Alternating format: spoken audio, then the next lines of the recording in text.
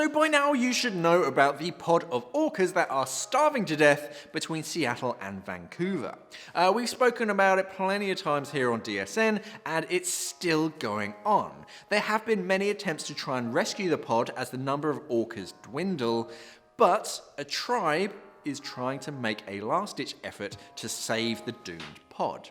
The Lumi Nation has long shared the coast and culture with whales, and in particular this pod, and they are now banding together to try and help feed the whales by placing the much-needed Chinook salmon in the orcas' swim path. Now, there are plans to reintroduce Chinook to the orcas' feeding grounds, but this of course takes time, and it means that, it doesn't mean that the Chinook will come into contact with the pod. Basically, without sounding all doom and gloom, there's no real way of knowing that the reintroduction of salmon will actually save this pod. But what the tribe is doing is at least trying to stop the inevitable, or at least delay it. So the Lumi tribe see the orcas as a part of their family and as a part of their community, hence why they're really doing their best to try and help save the pod. Now, fishing has been limited in the waters and ship traffic has been restricted around the pod, and with all of this to the help of the tribe, this could be a turning point for the pod. Of course, we really do hope that this does work, but I have a sad feeling that it probably won't.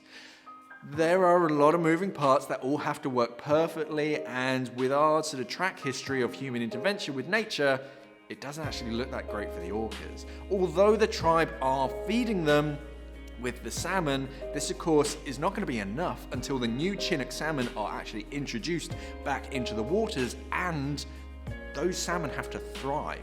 But they're now asking that a large-scale feeding effort should happen that includes salmon stations scattered along the orcas' path.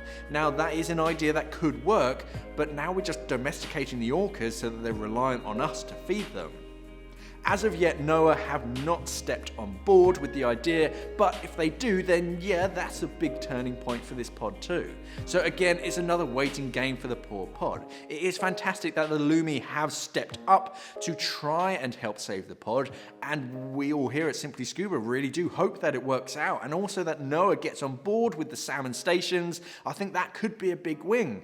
But what do you think we should do about the pod? Is the salmon station a good idea? Have the orca become so smart that they've actually found a way to get us humans to feed them so they don't have to hunt anymore? Or are they just too stupid to find a new hunting ground before they all die? Let's have a chat in the comments. Thanks for watching, and safe diving. Mate, you threw some shade on that. Oh yeah. We are an online dive store serving the UK and the world for all your diving equipment needs. So why not visit us at simplyscuba.com or click the box on your screen.